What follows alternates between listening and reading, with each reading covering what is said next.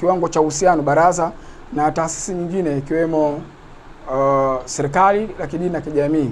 Kwa mfano hata namna ulivyopokelewa, ule ni uhusiano tulikuwa nao na serikali na mapokezi yale umeyaona. Lakini tuna taarifa za Juvikiba namna zinavyofanya kazi. Walitembelea kata zote 23 kukutana na vijana na kuhuisha ule umoja na kuwapata viongozi, wakawa wameelezea changamoto zao ambazo zipo kwenye ripoti wametukabidhi. Kwa hiyo ilikuwa ni taarifa ya Juvikiba, lakini kuna taarifa ya Juakita. Juakita wao wamejiwekeza sana kwenye uchumi na wana kikundi chao, wana kikoba chao. Kila Jumatano huwa wanakutana Kadiria pale kwa Sheikh Zailai. Lakini pia wao pia katika utaratibu wao wamefika mbali, walikuwa wana mahusiano na watu wa VETA. Kwa wale akina mama wanaoorganize wanapeleka VETA kwa ajili ya kupata mafunzo mbalimbali.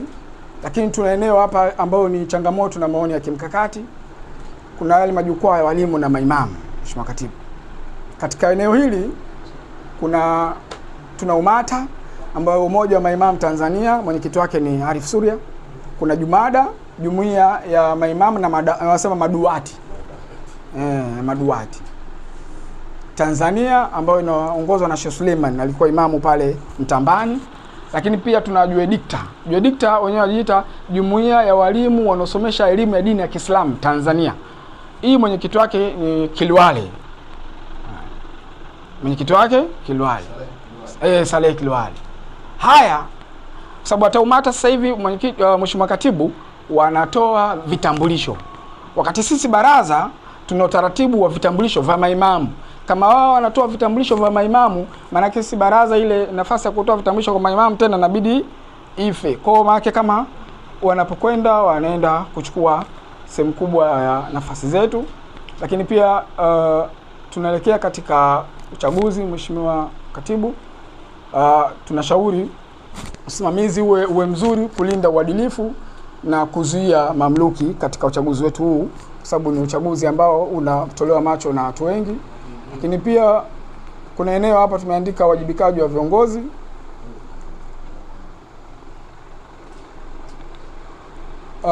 Kuna swala lingine, ule kiongozi anapokuwa anafika katika ngazi ya chini pasina taarifa, yani kuna mtu anaenda kumwalika mathalan mufti, alafu huku chini taarifa hamna, mtu anatoka moja kwa moja, alafu unapata taarifa tunasikia mufti kaenda sehemu fulani na mfano wa huo.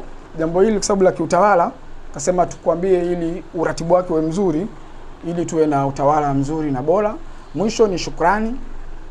BAKWATA wilaya ya Temeke inaendelea kuimarisha mifumo yote ya utendaji ili kutoa huduma bora kwa jamii kwa kuzingatia misingi ya dini, sheria za nchi na mahitaji ya wakati.